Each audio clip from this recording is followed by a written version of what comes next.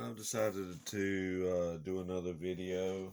I'm going to make a key for CW/Morse code, and I decided to do something a little bit different than most people. Never made a key, but so I'm going to make this 100% out of the parts out of it's a sprinkler valve. So the valve opens and closes. So I'll show you. You turn, I'm going to do this side, that way you can see it.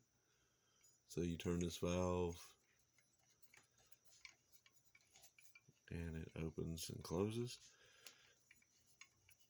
And there it goes.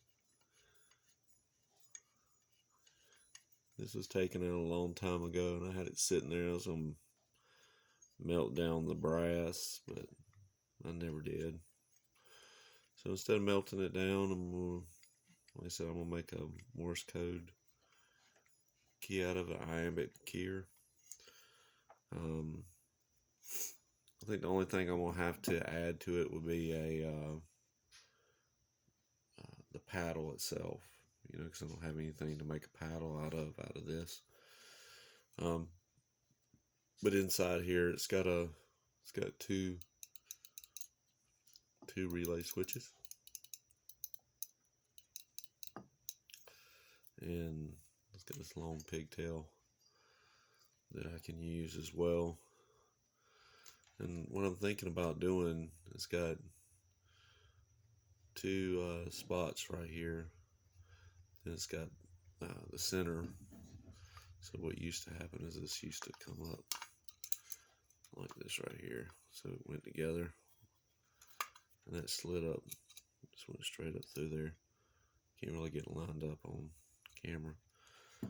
But it's pretty simple. I think I'll have a fun time with it. But what I'm thinking is the key will sit like that, and I'll be able to do the code like this.